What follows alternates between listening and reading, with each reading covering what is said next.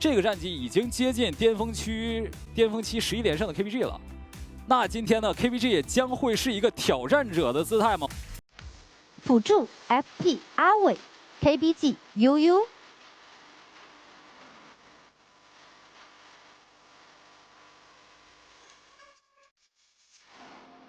射手 FP 011 KBG 小马，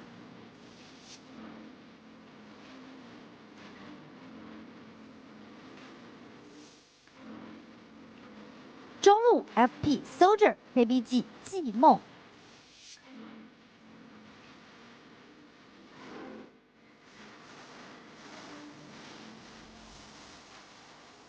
打野 FP 江之 KBG 大唐。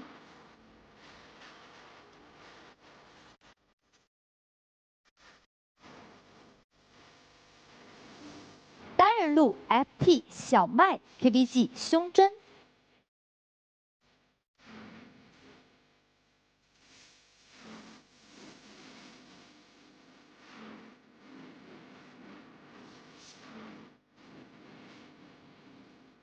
今天的最后一场对决，由目前积分第一、未尝一败的 FP 面对到状态保持的非常良好的 KBG， 那究竟是 FP 可以依然保持我们联赛第一的王座，还是 KBG 可以遇强则强？就让我们一起在游戏中拭目以待吧。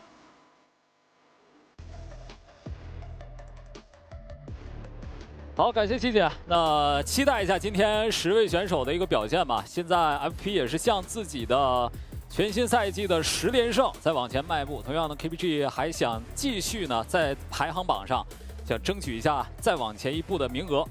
是，主要现在确实这个4分有点尴尬了，对吧？就是比上不足，比下有余。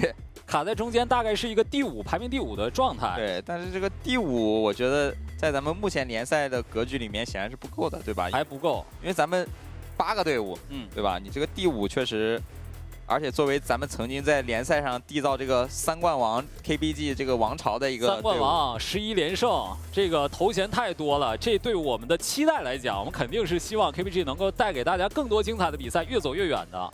那今天面对着我们今年联赛的一个大王，这一场，看看怎么说给一个强势的冲击。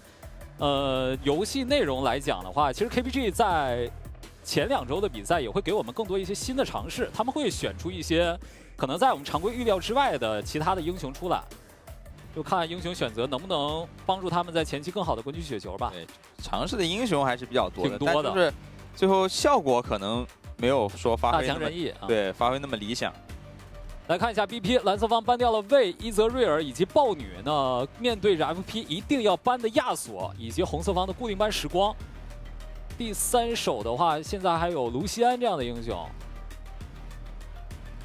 露出来的1抢英雄还是挺多，包括像泰坦、鳄鱼。看看蓝色方 FP 准备今天的第1局用谁来当一个核心英雄来构建？盲僧，这把盲僧包括努努都放出来了，这边也是直接。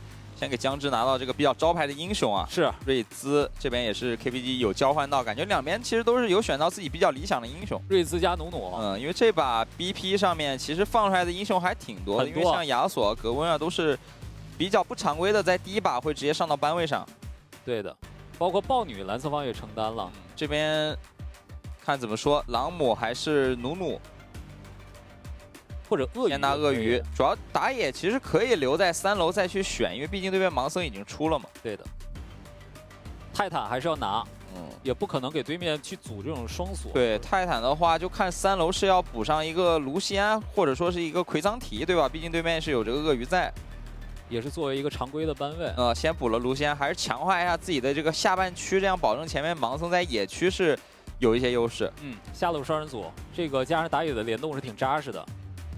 那这样射手英雄是不太多了，还是努努，因为刚才第2个板子已经亮出来了。那这样的话，也游走能力也比较强。对，但这样看4、5弯是针对中还是针对上吧？针对上路其实也可以搬掉2个，就是这种比如说像卡米尔，朗姆、卡米尔，或者说是波比，对吧？波比之类的。波比和兰博。左边就针对射手的位置，现在像还有霞。 下路女枪飞机，飞机还在。霞感觉可能也是会吃到一个班，因为毕竟是有泰坦在嘛。这把确实霞选出来也是比较好的。好，选择搬了莫甘娜。那飞机和霞就看今天小马想拿什么了。如果前期想打激烈一点，那飞机是没有问题的。而且右边也是选择去限制一下对方这种长手的中路，搬掉了炸弹人和卡牌，那这样这个奎桑提也在，对，奎桑提也是可以很舒服的拿下来。这个确实在面对鳄鱼的时候，对线只要说能够保持正常发育的话，打团的这个上限是比鳄鱼要高很多。是，这样中路其实可以来一手像阿卡丽这样的英雄。左边第一把直接龙王吗？搜这儿，去年总决赛的龙王历历在目。已经到那个总决赛历历在目了，有点快，有点快。主要那龙王确实那把太 C 了。最后一手想补上9桶，看一下努努和这个努努的分位吧。努努应该还是打野，因为9桶拿出来大概是一个辅助的位置。对。9桶其实没有亚索这样的英雄的话，应该是就只能去走一个辅助。对。主要现在这个。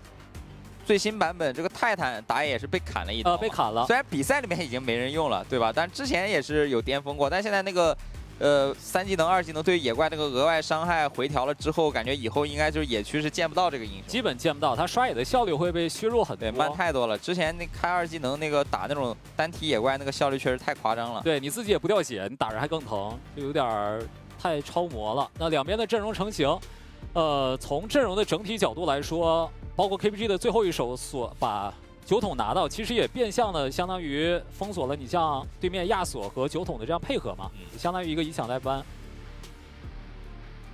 对吧？看两边打野前期的一个节奏了，因为毕竟都选到了版本就是最 OP 的这个打野。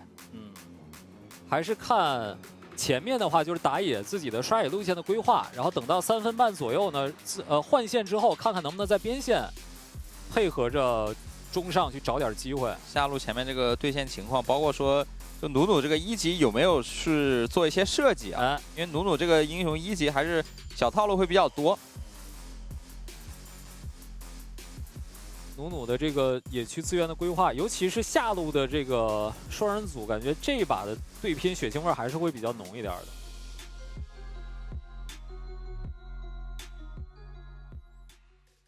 全军出击。进入到我们今天最后一局 BO3 的第1局召唤师峡谷，蓝色方的 FP， 红色方的 KBG。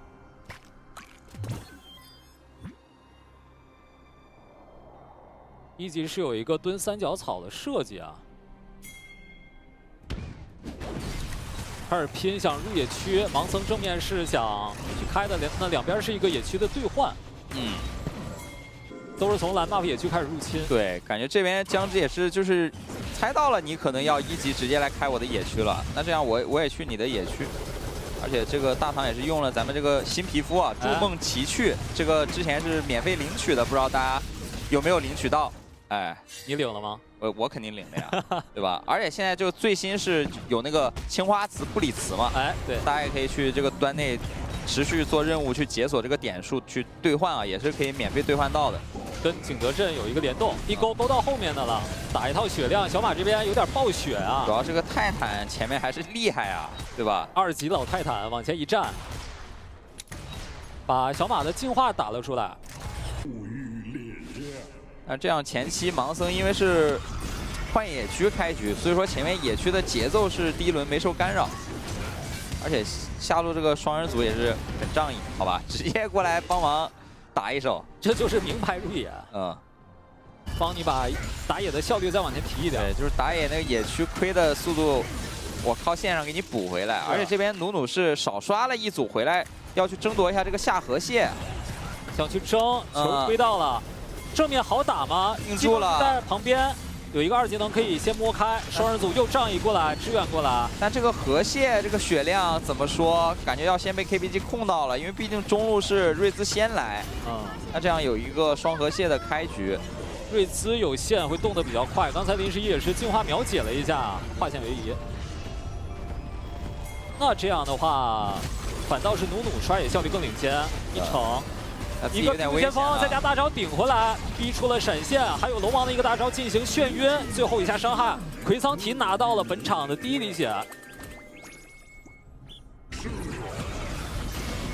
那这个节奏就，这个节奏感觉还是 FP 要更赚一点。是啊，鳄鱼在，有终极统治开了一个大招，无事发生。但也知道你盲僧在旁边的，就这波也不敢太凶。但毕竟前面这个大招已经用过了魁祗体，感觉努努有点贪。下路河蟹已经先抢到了，而正面球推过来，其实第一时间是能拉开的。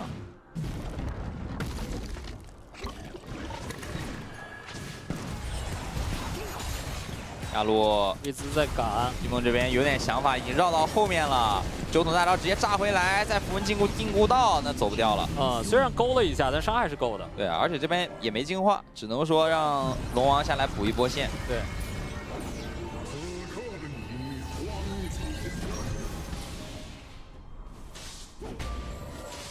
这样飞机直接去选择提前，现在正常换线了。双人组摇到中路。这一波，先看一下上一波这个回放。主要这波吃了河蟹，因为前面少刷了一组石甲虫，没到5。对，所以说到不了5级，而且这波就算到5也有点难走。人太多了，主要是魁祗体已经先来了。然后魁祗体这个大招开完之后，他伤害有点高，他很流畅。披露先锋和大招的衔接也是做的比较好的。这波血换的很成功啊！3下塔，而且努努马上来了，就在附近，大唐正在路上。大补学刷了一个盾，不太好走了。哎，大招带走了，但是直接被鳄鱼大招烧死。鳄鱼开大这个持续伤害其实是很高的。是。这样也是努努在上路做了一波事儿啊。只能说还好手里是留了一个 T 在，但依然是很亏啊，对于小麦来讲。回波线，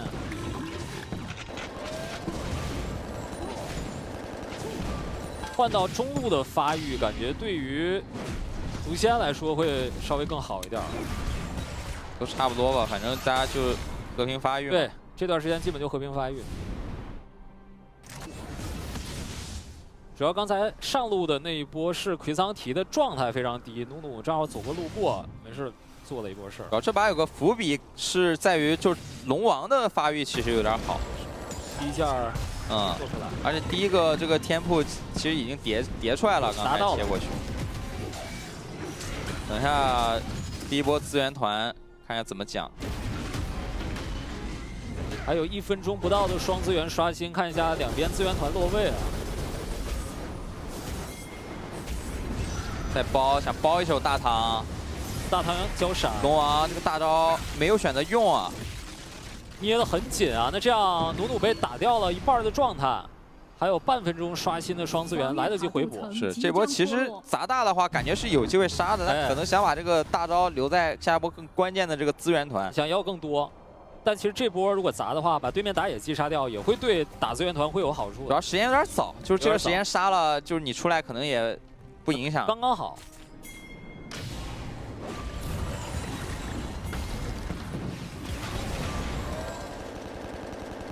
中路是 KPG 先拿到线，鳄鱼过来吃果子，把怒气叠上来。有鳄鱼的提前开大，哎，闪现咬，这下先把鳄鱼抬起来一勾，鳄鱼还是比较能扛的，但正面好像直接被砸死了。阿伟这波是不是有点太急了？感觉有点难受，后续再一脚踢走了。努努这下争不到这个先锋，先锋已经被蓝色王拿到，同时自己被大招带了过去，开启了一个大招的伤害。1打3换了一个，但这个先锋是被姜汁给拿下了。对的，甚至感觉中路有机会可以直接放，还是说上路没有急着去往下半区走啊，先回家补给一波。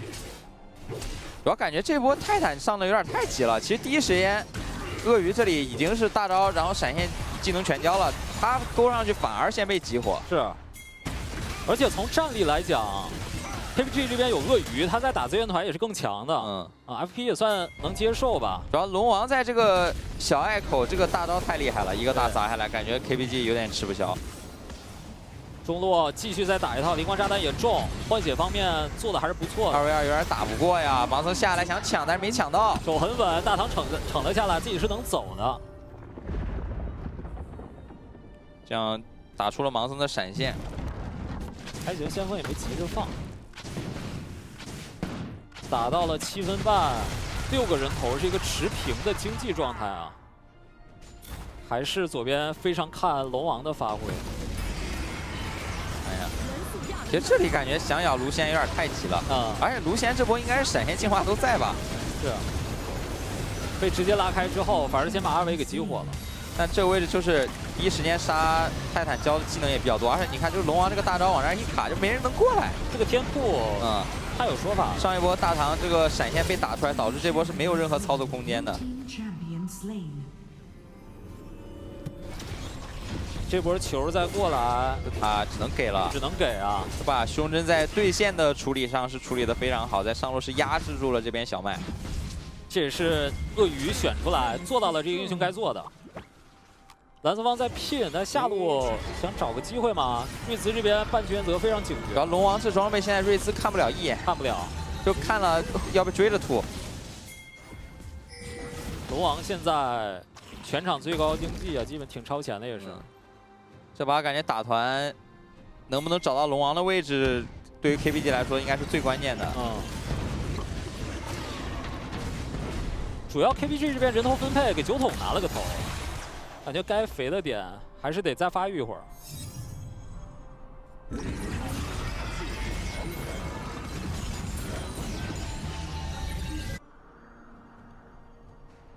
龙王的在的这路线，还有这个盲僧去保护的。但现在没什么资源，没资源，不太能打起来。就这种应该是 FP 最想要的一个节奏，就再发育一下。右边这个阵容其实也有一定后期能力吧？有的。下路想发难吗？先在塔下控一手，有点肉，跳回来一个，到塔下了，再继续掰一下。季梦这块被2个人集火。感觉这瑞兹被控的动不了啊，在中路。真闪现过来，又是新茫然。那阿伟正面好像吃了很多的伤害，上路和打野位置的互换，小马这边非常的能顶，圣枪洗礼洗一套，但自己好像洗不过飞机的伤害，再来一脚，3个人合完，有一个金身。哎，这个闪现，但是走不了啊，交了个死亡闪啊，拖了一会儿时间。中路在先锋再一放，先锋。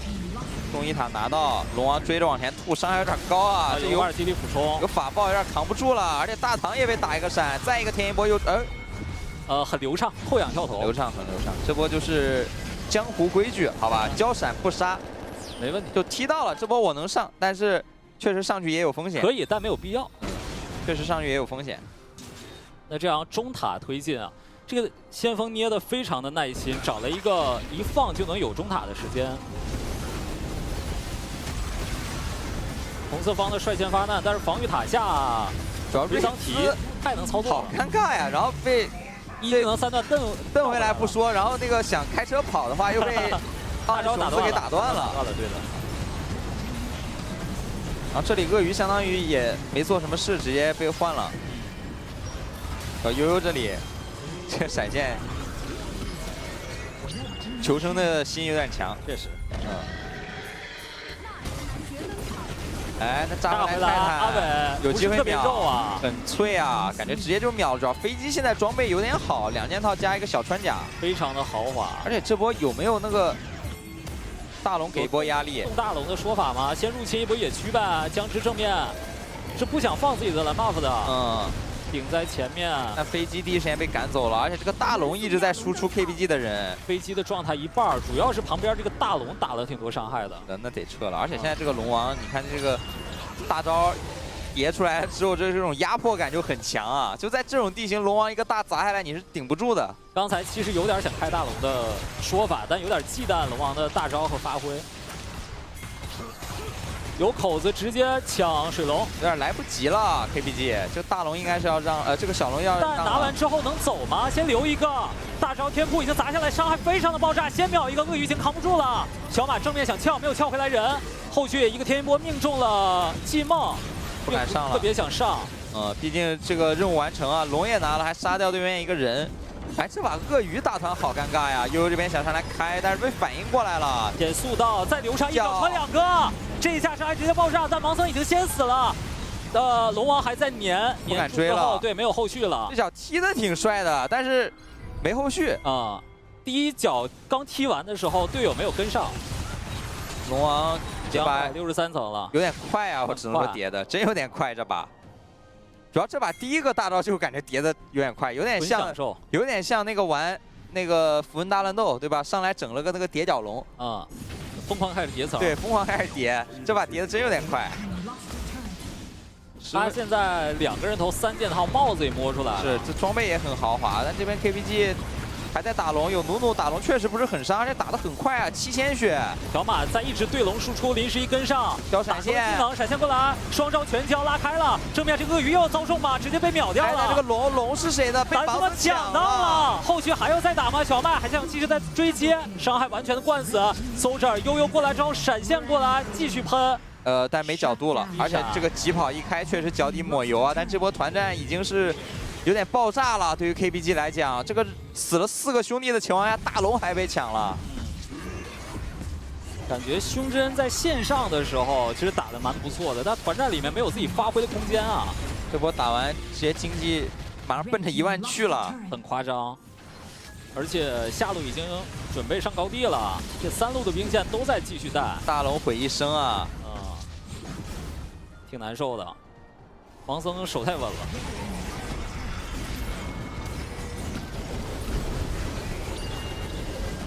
这3路外塔全掉，感觉可以回去补一波了。这波身上应该都是一笔巨款。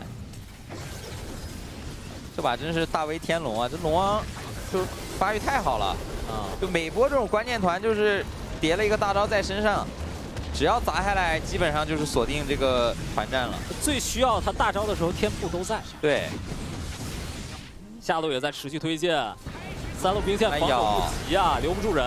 哇，又来了，又炸2个，全弹到了，毁天灭地的伤害，把人状态打低之后，能磨一下下路的高地塔血量，感觉有点难守了。主要上路这个盲僧还在带这个兵线给压力啊，中路线卢仙马上也带过来了。还在拼，林11的求战欲望非常强，中路兵线也带过来，这个大龙打出了非常多的价值，有点被拉扯住了 KPG， 这个团一直开不起来。还有爆破，正面闪现顶一下，又被带回来了。悠悠有一个金身能拖点时间，闪现肉弹冲击拉回来，再给一个大，直接被升上器扫死了。扫死了。中路的防御塔也是应声告破，还想正面去点胸针，鳄鱼也扛不太住，回到泉水里面。这样点就能赢吗？正面有一个护盾，但还是挡不太住。努努再开一个大招，但于事无补啊！正面其实还能再勾一下，勾回来。龙王已经双杀到手了，追着喷，龙王3杀到手了，也顶着这个水晶把人给喷死了。是恭喜 FP 在今天的这场比赛当中1比0先下一城。整个 Soldier 的发挥啊，感觉没有任何人能限制住他。我前面就说了呀，这龙王这把这发育太超前了，就正常你那个龙王选出来，只要平发育都感觉很有优势，更别说这种超前发育的这种龙王纯爽局。其实你从对线角度来说，在 KPG 上路选出鳄鱼的情况下，其实前面打的还是线上最起码是不错的。但就是你其他的时候，你打团，龙王的第一个天赋其实给到战场的辐射作用太大了。第一波团那个砸完之后，感觉没法接。对，而且技能第一时间那个泰坦上来。虽然有点白给了，但是就是也骗了对方很多技能，确实，对吧？就是导致后续那个龙王再进场的时候，没有任何人能处理了。对的，因为那波进场应该是阿伟承担了非常多伤害，然后那个时候鳄鱼也是闪现咬进场嘛，对，也没有咬到卢仙安。那波打完之后，其实感觉就，而且他那个先锋拿完之后，他放的时间他没有着急放，然后打得很急，而且这把虽然说对线可能。小麦这边处理的没有那么好，但是感觉这个打团，包括说中期转线机几波打架，这魁炀敌作用都很大，很流畅。因为魁炀敌最想看到的画面就是我一个人把你对面的 C 位或者说比较脆的人背到一个无人问津的角落，我先给处理了。主要这把这个瑞兹感觉选出来很尴尬，确实啊，就一点作用没发挥出来，然后感觉是那个就在空中飞来飞去，对吧？不是被那个魁炀敌一个铲回去了，就是被盲僧一脚给踢走了。就自己大招那个飞，然后始终飞不出来，就他想要的飞出现不了，感觉 FP 还是打得更流畅一些的，因为像 KPG 之前也是有在第一局当中去赢下 FP 一小局的这样的举动嘛，但那个时候他们的大堂是拿像盲僧这样去强带节奏的英雄，努努也可以带，努努就是支援速度比较快嘛，对，但其实感觉好像没有像盲僧效。而且前期这把我觉得在野区的这种攻防上面 ，LP 处理的真有点好，对吧？就是一级知道你可能要来换我野区，我就一级干脆利用我双人组比较强势嘛，我先发制人，我直接也进你野区跟你盲换，对吧？我一级跟你换了之后，然后你前面努野区没占到便宜，虽然说那个河蟹给你吃了，但我上路先喊兄弟过来把你一包，就第一波那个努其实上半区掉点也是对于大唐来讲挺亏节奏的，很亏节奏。他也前面也不接受自己能阵亡的。还有就是你刚才说那波，就盲僧一个人可能刷的比较慢，然后摇双人组过来还真给你支援。对，而且他这样刷有个问题，就是因为他第一组那个石甲虫一直没刷，然后第二组来上路是直接死了。那这样他第二轮野的话，其实就是从这个刷野的顺序和效率来讲，其实会落后于江，会小亏一点。就是从第一波的野区资源方面来说，就已经亏了一些了。来看一下整个的赛后的数据 ，Soldier 这个伤害37000的龙王啊，然后右边其实小马一直在打伤害，他跟李11不断的去轮枪去互搏。小马这把感觉尽力了啊，尽力，纯尽力。小马这把这加特林这赚冒烟了啊。加特林疯狂的输出，但是你这个飞机，你跟龙王打确实，那个射程上面就有点差距了。对的，就喷2下没血了，请神了！看看 MVP 给到了 Soldier 龙王7-1-6的 KDA 39%的伤害占比，93%的参团以及253的伤害转化。行，这小手势一比吓哭了，吓哭了！这把真吓哭了。这龙王前面发育了10分钟出来，就感觉那个打团就是只要第一时间不被开到的话就是无敌，而且毕竟是杀人之后能自己一直刷新自己这个2技能嘛，对，而且他这个层数叠起来之后，就3技能这个圈也是巨大，对吧？往那儿一立，直接把那个口子全封住了，这也是手游龙王比较 OP 的这种点。他真是纯滚雪球英雄，他越优，他其他的技能越强，然后自己更优了。下路这波也挺无奈的，瑞斯直接撬回来，而自己大也没开出来。你看这瑞兹真的就是被带来带去的，动不了。然后胸针这把打的也巨急，其实2波都是想上去，想去抓对面这种人，但是都被反应过来了啊，都没刷到。就是你毕竟说你前面上路优势大，对吧？但是你的优势只能体现在你的输出上，对吧？你第一轮一旦被对面拉扯了，你就很尴尬，因为你鳄鱼确实你破败骑手这套装备也不肉嘛，你不是那套传统的那种肉鳄鱼，没什么容错。他这个还是属于经典流派，对。现在还有出那个辉耀美德的那个出肉的那版鳄鱼嘛？现在辉耀美德非常多英雄能出，鳄鱼、奥拉夫，龙女，对。打到这个大龙拿下之后，就已经是全线推进了。没办法了，这个打团确实打不过呀，完全打不过。而且这龙王你就在后面一直喷谁上来都是2下就残，右边这阵容没有那种能在前面顶住的。他这个就有点其他英雄那个轮椅，就我有手就行，手放轮盘上，行，手放轮盘上，然后自己输出还有，然后给队友的这帮助还比较大。对，主要这把也是建立在自己比较顺嘛，那个层数叠得很快。确实，但这个也说明，因为龙王你在前面碰到瑞兹的时候，还是应该瑞兹你稍微给点他比较大的压力。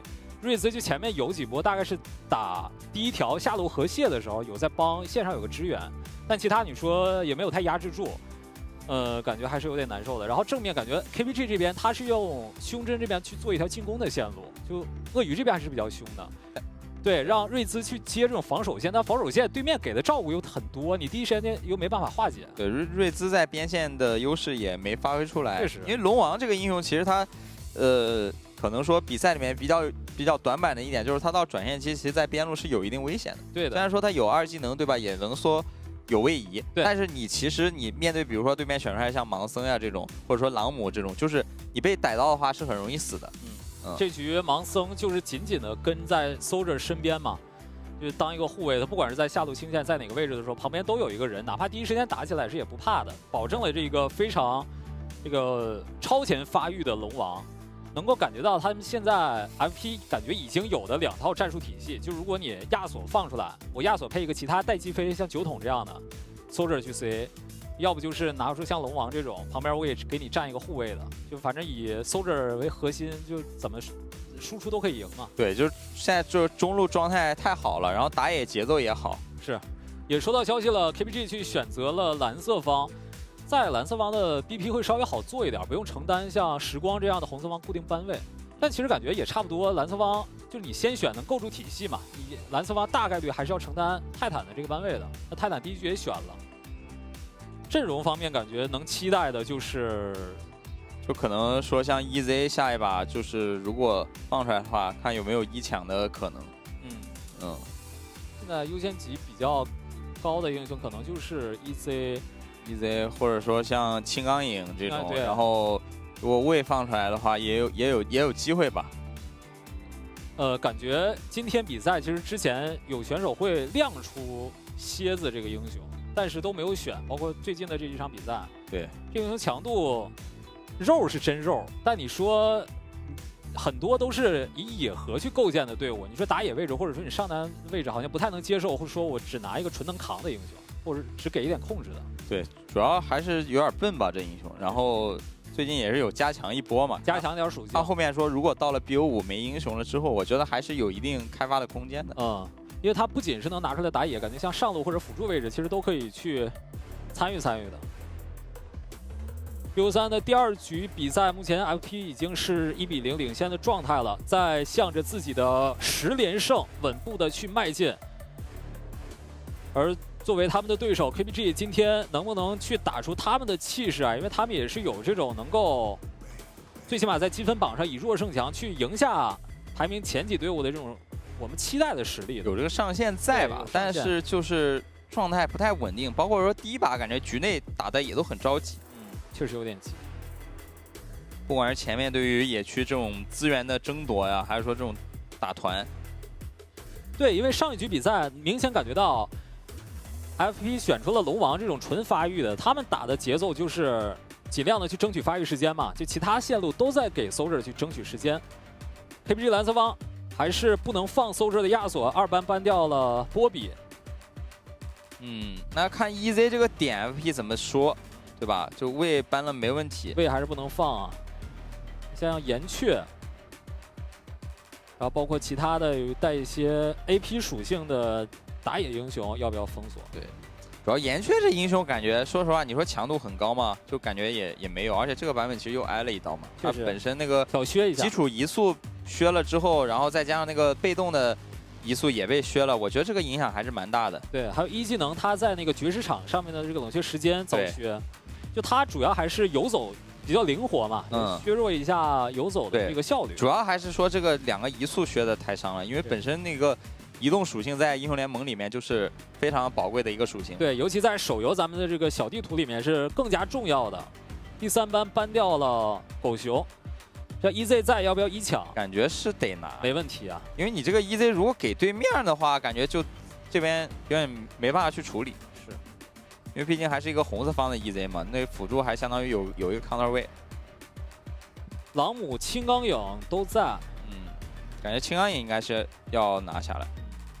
看看怎么说，奥拉夫直接先出吗？直接1抢奥拉夫，非常坚定的锁下来。看这个奥拉夫最后的分路啊，先摇一手，摇一手。主要你这个奥拉夫选下来的话，对吧？你这个阵容你得补一些 AP， 所以先拿了豹女，因为合理。对你很容易先拿奥拉夫或者青钢影，选着选着变成中上野3个 AD 了。然后后面下路对面炸弹人一掰，你没什么英雄拿。对你打野不在前3手出的话，后面空间非常小。对，但豹女跟奥拉夫本身2个英雄没有太多的一个配合，对吧？而且豹女是比较需要队友说可能给一点那种小控制，来增加自己技能命中率。对，最好配的鳄鱼已经用掉了。阿卡丽，这个双 C 很猛啊！阿卡丽看要不要来手打野这个点位，还是说出一手上路，对吧？这。剑魔好复古的阵容，剑魔、阿卡丽、EZ， 这板子你其实别说，你放在好像联赛的各个场景都行，都成立。放在2年前，这阵容选出来无敌了，无敌了。看一下第3手，维鲁斯，这下也是比较坚定锁下，因为小马和林11之前都有用过这个英雄，也都是有稳定控制，加上配合着豹女能有一些 poke。玩了一手炼金，主要现在这剑魔，对吧？他还能摇，确实能摇，剑魔、阿拉夫都可以摇。对，但感觉应该还是去走一个单人路，主要是剑魔野区打豹女好像不是那么好打。确实，这边还在去限制 FP 的这个中路哦。这卡牌这个点一直不愿意放出来。卡尔玛，这个布隆还不错。布隆加上维鲁斯，非常经典的一个组合。那没有卡尔玛的情况下，谁来搭这个 EZ 呢？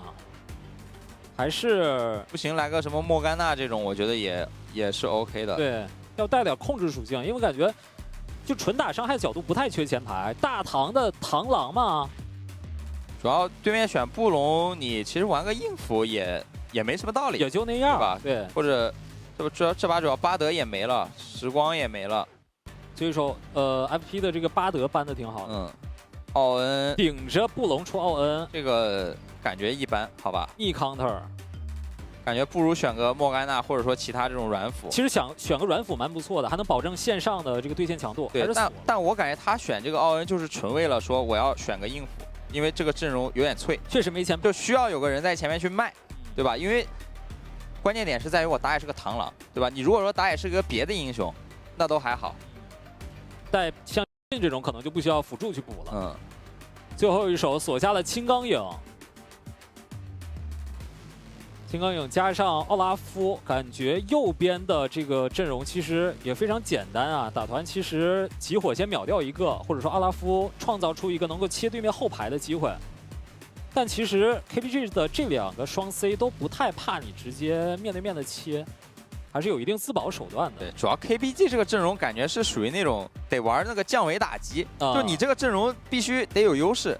对，我3条路我都得领先，甚至说打野位置我也得领先，才能够比较好打。对，然后打团我得先把那个位置站住，就把你人卡住。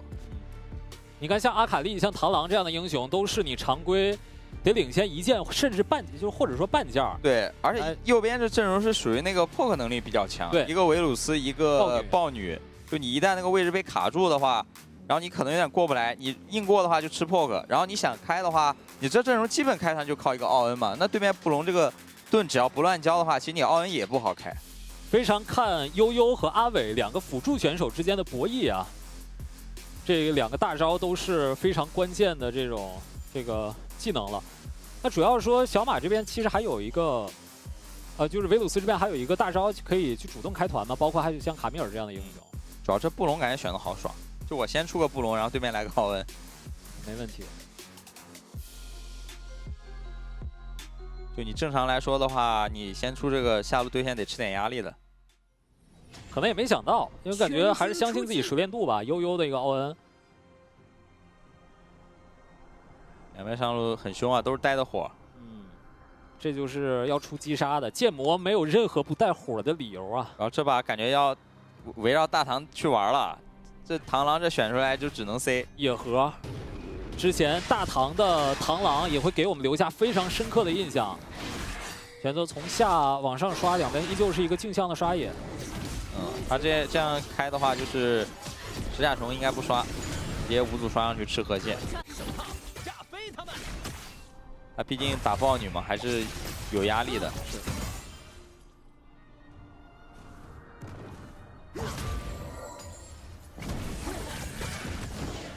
哎呦，这下路感觉 FP 这1级这技能丢的有点可惜，就是有就放。上路血量换兵线，强行把兵线全清了，但是带着是个点燃，但是升3级了，有2技能的一个护盾，要拼到底的吗？感觉留个技能，留个斧子没中，没中，把果吃了，但有被动，好吧？这刺死剑气这一刀能回不少血，确实。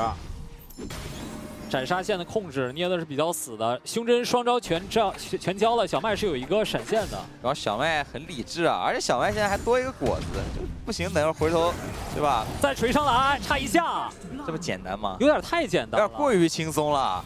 因为小麦第一波对拼做的非常细的是卡了一个升3之前的 timing， 然后升完3之后2技能加一个护盾，他的血量捏的是非常紧。对，而且奥拉夫他本身这个血量越少，对吧？血越少血越多，对，攻速越快。我这个怎么说呢？就是你剑魔前面你是斩杀不了我的情况下，一个拼到底肯定没法打呀。对。然后就再过来，要反一下这个石甲虫。虽然说没线，但该反还得反。反到了。阿卡丽到5了。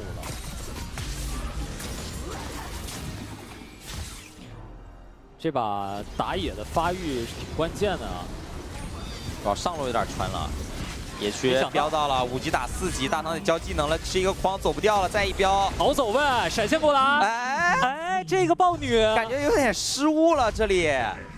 那个血量感觉是必杀的这波，怎么都能杀吧？闪现就过来 A 一下都 A 对啊，他是不是那个闪现过来有点卡顿？不，他闪过来应该是那个螳螂开大了，你知道吧？隐身了。对。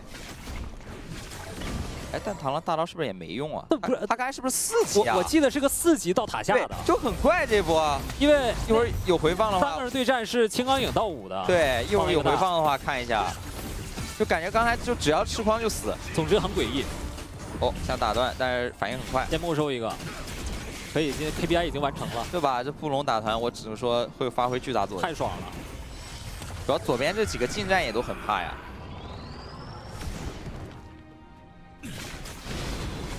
会是这一波吗？应该卡了一个马上到5的 timing。对，没到，一飙走位，然后横扫也扫到了，闪现过来，是杀完到的5，扛塔感觉有点伤了。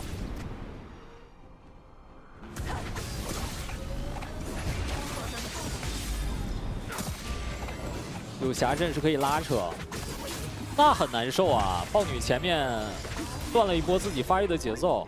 主要给螳螂送了一个头。对，给螳螂送大的了。本来野区已经有领先了。送完之后让螳螂反超了，但其实领先也不算太多。阿卡丽直接开大了，大招往前走位去躲一下冰川这2人大跑了。大换大。豹女这感觉野区好像想来就来，想走就走啊！叫羊找谁？哎，一个预判羊羊起来了，那姜汁要死啊！哇，这一波这个羊有点帅啊，有点帅。他这一下给了这个把后撤路径给断了，对，直接好像空中给打下来了。姜汁拿了一个豹女，这样前面非常需要去有发育节奏的英雄阵亡2次，主要是这波反野反出事了。对，但你要说豹女这英雄你不反野，你打的又不像那味儿。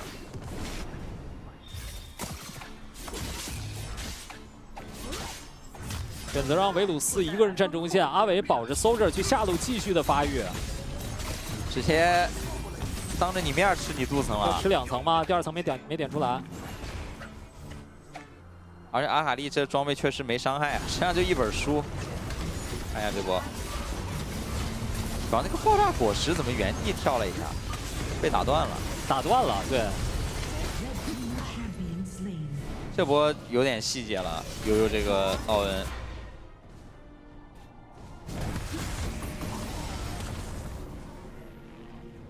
那这样的话，豹女还是把装备拿出来了，但其实自己的发育是稍微落后的，还是得看半分钟之后刷新的一个双资源。两边的正面其实前面打架能力都是挺强的，还是看资源了。主要上路比较早拿到1血之后，这段时间好像也无事发生，没啥声音。对，这胸针这边也稳住了，小领先一点。但你要说团战当中的剑魔，尤其是资源团里面的剑魔，还是有非常强的发挥空间的。河道剑魔是吧？河道剑魔，大男人回来了。故人之姿，故人之姿嘛。这玩意儿皮肤用的不太对。行，哎，没关系，好吧，不影响咱们请神。这样，大唐已经先动了，做了一个交换。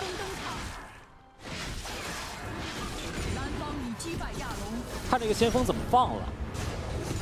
哎，能把1塔拿下的话，还是可以的。但这波想拿1塔的话，可能得往上路啊，得往上放。对，很多的先锋拿完之后，基本就是奔着上路去。这边怎么把大摁？把大摁。河蟹说：“什么时候我也能享受这种待遇了？”还有这种待遇？但没事，对面没看到。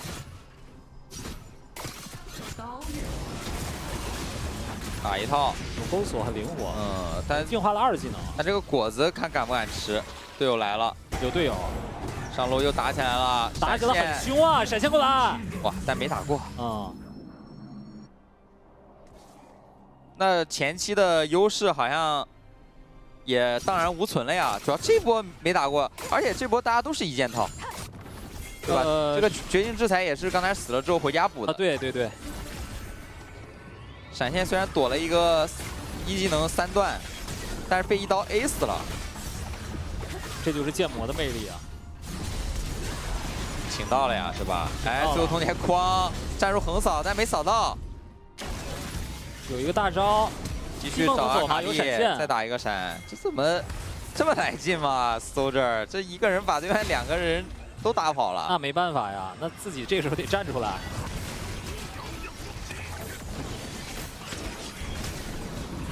中路直接放先锋，压波血。4个人过来想硬拿中塔，一个爆破，大唐也过来了。OK， 先把中塔先拿了。撞起了最弱的布隆，布隆有一个大招，胸针想找一个进场的位置，最后还是拉开了。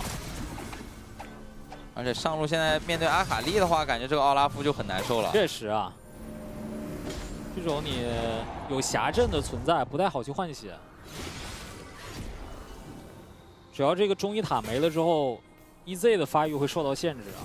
这段时间，临时一看看，多补一点。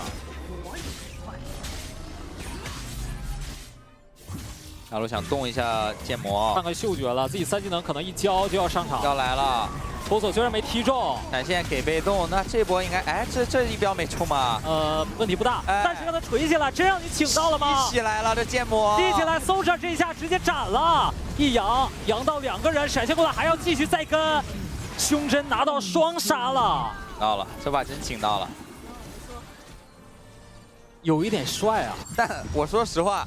这个布隆被动晕住了，这一标没扎到，怎么样，老师？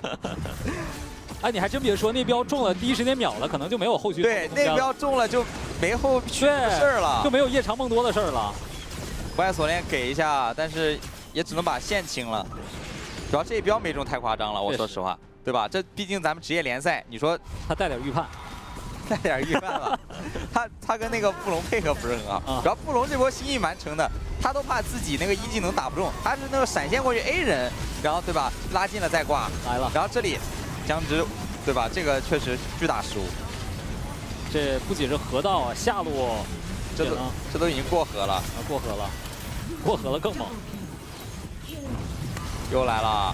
一个羊3个，效果非常好。闪现过来，剑魔你在干嘛？但伤害不够了啊，差一点。现在耳机里有那个背景音乐，哪一首？那个 S8主题曲。地铁里的画面已经出来了，没问题。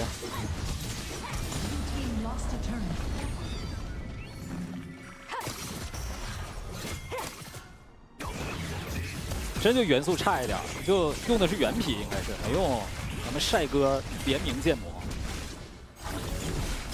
那现在这个局势，看 FP 能不能稳住了啊，已经是相对比较劣势了，但其实经济也没有差太多。对，先打团得先poke2下啊，还是看团战配合了。小马确实第一时间状态掉了蛮多的，哎，他这位置有金身在卖了一波，金梦进场，有大招，诸神黄昏飞过来，哎呦，中断自己的损武。但上路这个有人在偷啊，玩帅的。哎呦，那这波虽然说 KPG 啊就是双龙了嘛，还是有龙魂可能的，只能说这波 FP 很赚，对，好吧，就看这个龙能不能拿到第3条了。这波从经济上来讲 ，FP 是比较赚的，白拿一个2塔。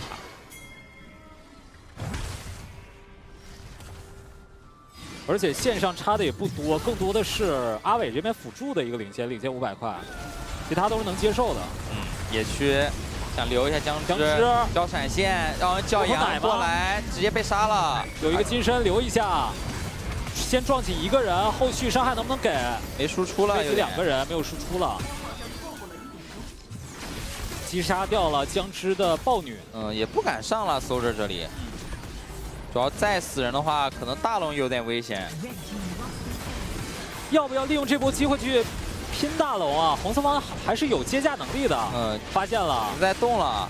但这波打龙的话，感觉蛮有风险的，还是想开人，想找机会吗？被找到了，峡阵里面血量比较残，闪现到大龙龙坑里，先被一剑穿死了。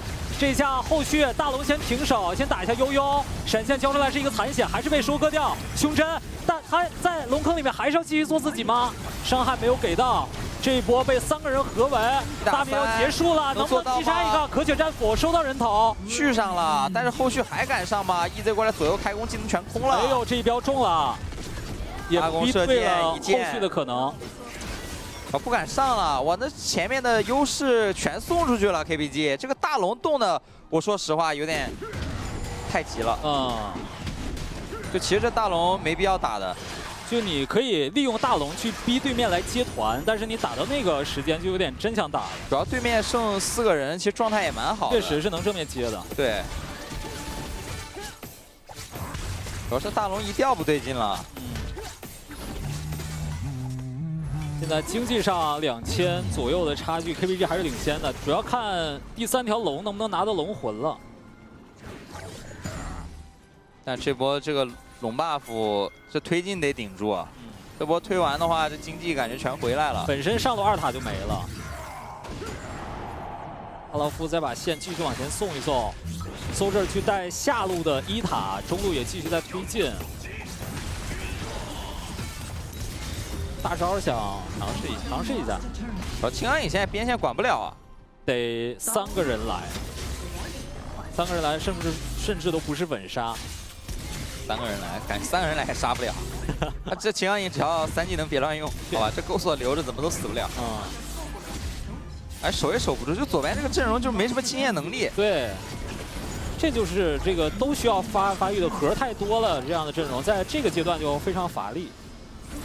3个外塔全推，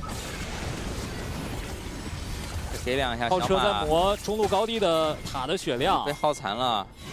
3线的推进又是 FP 非常熟悉的节奏吗？精准弹幕效果比较一般。又在卖有一个金身，但是自己这个状态可能要死了，直接被一下咬死了。下路塔也没了，不能再吊人了。这中塔也没了，直接被奥拉夫给拆了。奥拉夫甚至还能过来去推上塔吗？一个战术横扫扫一下，金身之后姜汁交出了闪现，有越级是能走的。下路但是没有大龙兵线了，没有大龙 buff 兵线续过来，清线速度是比较快的。但上路线又来了，这个上塔也要掉，感觉这波。 破3路差不多了，对吧？其实想一波还是有难度，毕竟没 buff 了，而且现在回家的话，下一条小龙马上刷新，主要有护盾。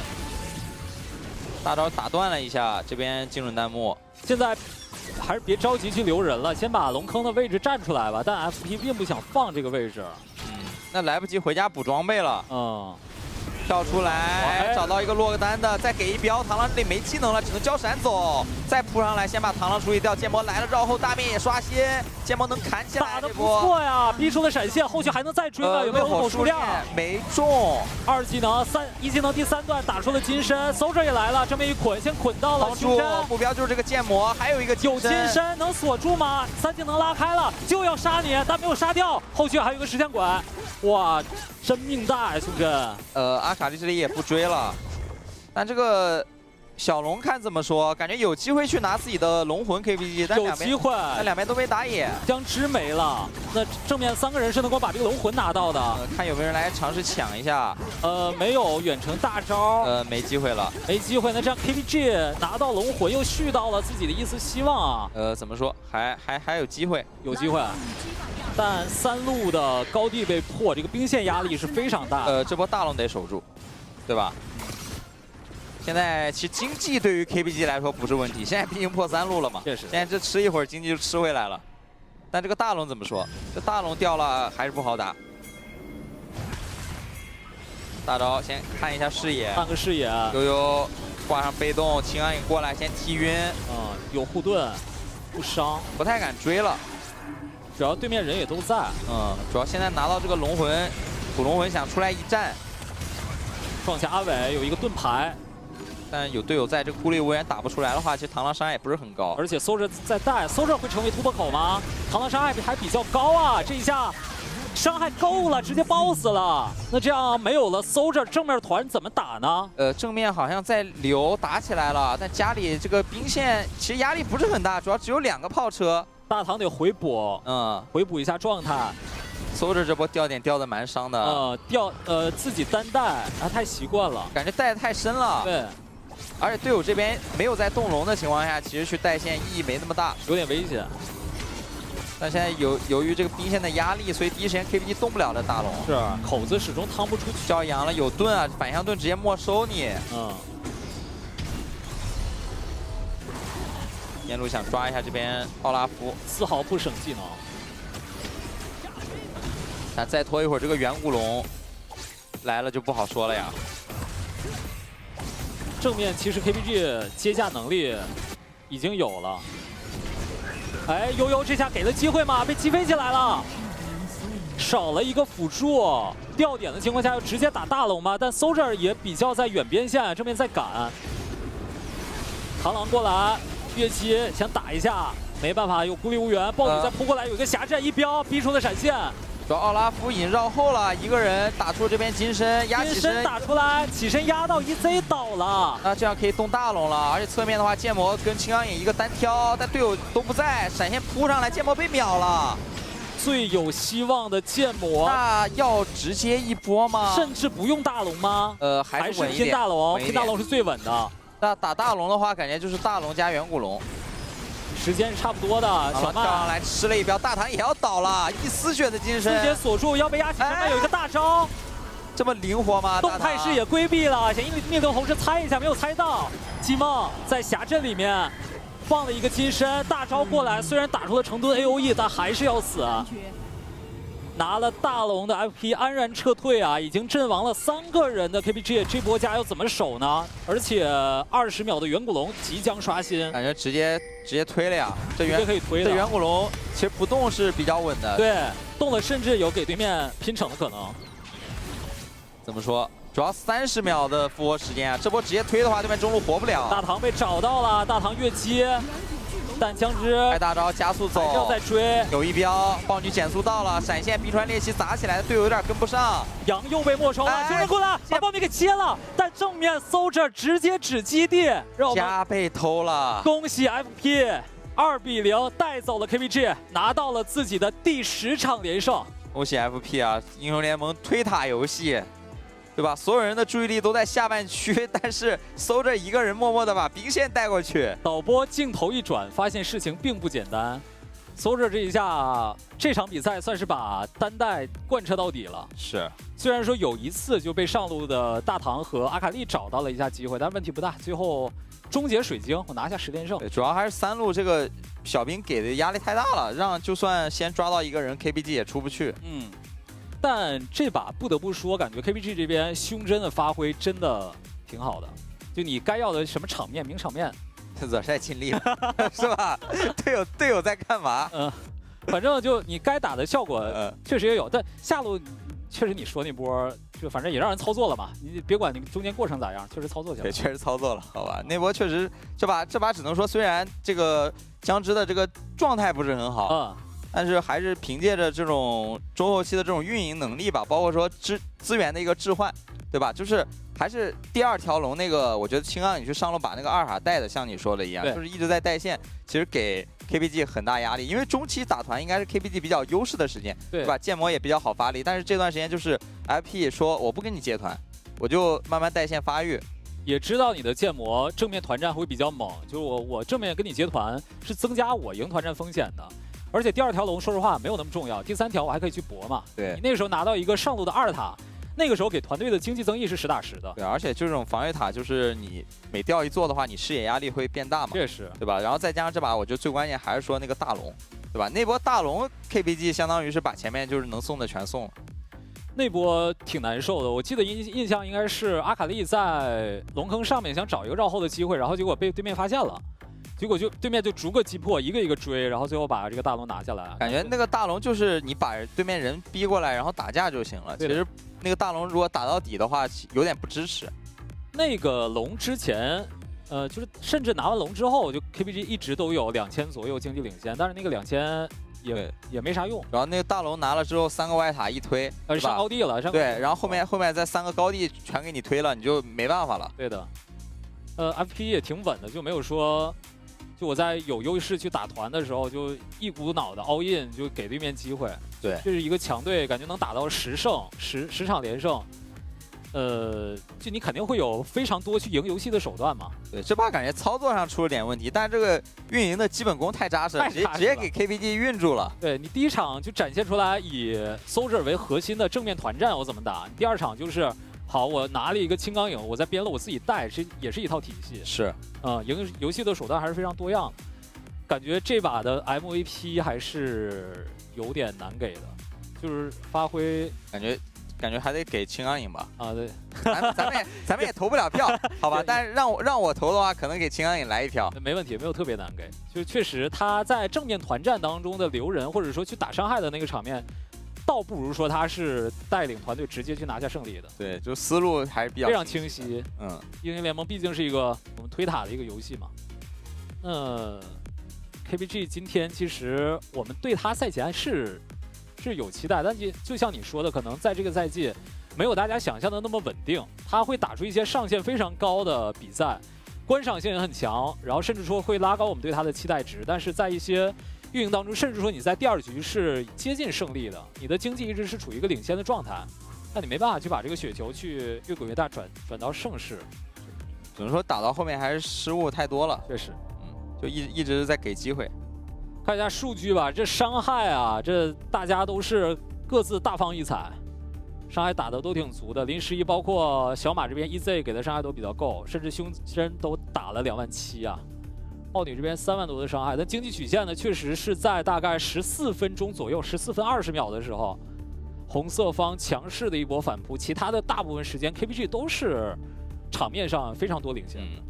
而且就是你就算选到奥恩，你发现没？就 KPG 的开团方式都是奥恩上去卖一波，然后把那个团开。对，他不是说靠技能把对面人留住，他每次都是悠悠在一个很危险的位置，然后对面全上来想杀他，然后我开一个金身，对吧？把团开起来了。是这场 MVP 给到了林11的维鲁斯啊，1-1-6，23%的伤害占比，206的伤转啊，这场给到他确实 poke 伤害打的也比较足。这个给谁都行吧，我说实话都没问题。这把感觉就是其实。FP 失误也挺多，也有很多失误，也挺多的。就这把赢完全是赢一手，就是运营确实比对面处理的好太多了。对，然后再加上那波大龙，对吧？相当于4打5的情况下，然后把对面人杀了，然后把大龙拿了。那波就是再推3路，就是一波经济直接起飞了。是，这波确实蛮搞的，对吧？他是1技能加上第3技能往后位移回了一口大血。对。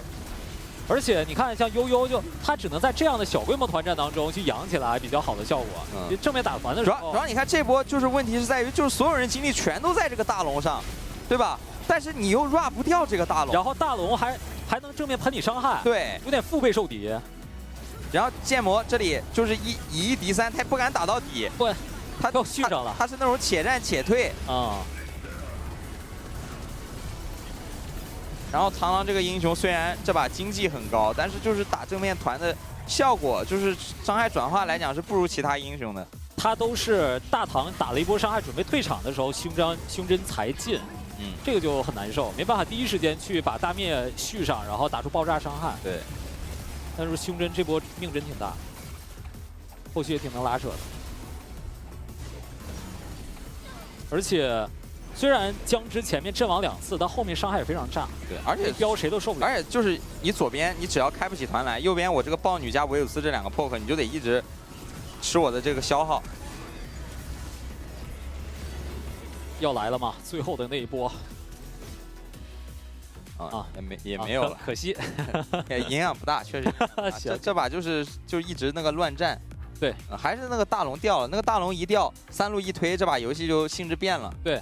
你拿大龙之后，3路的外塔、3路的高地都掉，你其实正面你守家里的兵线压力都已经比较大了。对，然后你阵容里面也没有那种就是轻兵机器，对吧？你要有个什么西威尔这样的龙王，对吧？这种英雄就大家可以猛守线的英雄就还能玩一下，就这阵容清线也属于比较慢。对，好，这场比赛确实感觉意犹未尽啊。那我们也看一下选手们有什么想说的。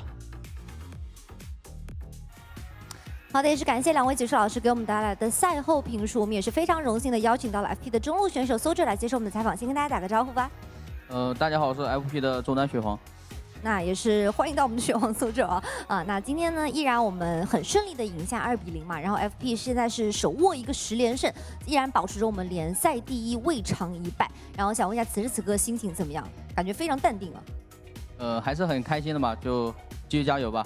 继续加油，希望这个连胜可以继续延续下去嘛。然后问一下你个人的一些问题吧，因为从此前的比赛中就已经会出现一个端倪，就是遇到 BP 的时候，好像对面会4班乃至于5班中单非常的针对你。然后我觉得这也是对面的教练组对你的认可。然后反观一点，我们会觉得对面班的越多，好像你总能掏出最优解去迎战到对面，并且拿下比赛的胜利。然后你也在社交平台老戏称说你是 FP 的唯一短板，然后联盟最混中单但是感觉你的成绩又是最好的。然后想问一下，每次遇到这样的 BP 对面如此针对的情况下，你内心的思想是什么呢？会想到什么？就是我们教练组其实也知道对面会ban我们中单嘛，然后每次到了第5手或第4手、第5手的时候，就提前已经想过会玩什么英雄，就硬吃够深嘛，现在。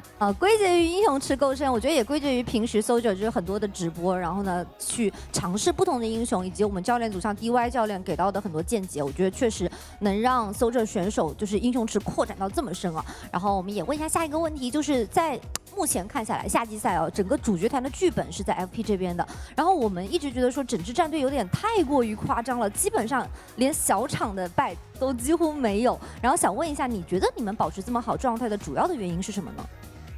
我觉得我们队伍就是互相信任吧，然后平时氛围也挺好的，就没有什么压力，所以我们可能就打得越来越好。因为兄弟之间的互相信任，所以才能携手在赛场上展现出更好的一个风采。好的，那明天呢也有一场对决了，是面对到了 RV。因为今天其实 RV 的表现让我们也觉得可圈可点，然后进步也是很多的。然后同样他们也是2比0拿到了比赛的胜利。然后想问一下我们 FP 有没有信心拿下明天的11连胜？然后有没有什么针对性 RV 的准备呢？打RV的话，感觉不需要准备什么，去年就1次都没输，这次还是2比0，直接把他们速通算了。好，很有气势啊！好，我们也非常期待明天的这一场精彩对决。好，也是非常感谢Soldier选手来接受我们的采访，让我们把画面交还给解说老师。好，感谢小七，那也感谢 Soldier 啊。那今天呢，咱们3场的 BO3 都已经结束了，3场2比0，同样的结果，但是不同的是，每一场在进行的过程当中呢，两边的队伍都在去想尽办法去赢下比赛的胜利。今天打完你哪场印象比较深？感觉就最后一把吧，对吧？最后一把相对来说还激烈一点，确实有点。今天确实这比赛打的都比较快，也是跟刚才说到的一样啊，这3场2比0，这样打完之后，应该是积分板上目前是没有变化的，排名应该是还是固定的，这样也给后续的咱们比赛增加了一些这个更多期待吧。因为毕竟今天也没有出现这3场任何一场下课上嘛。对的，对的。整个的这个状态还是 FP 和 TT 是1、2名，那第7名的这个 ACE 今天也进行了一场比赛，只能说后面的队伍还是得继续加油吧。那 KPG 打完之后也是一个4胜6负，负1分的这个积分。其实我们双循环的比赛就是给到队伍的调整时间会更长一些，赛程更长嘛，那大家打比赛的这个时间更多一些，可能也培养出更多的一些战术。看一下明天的3场比赛，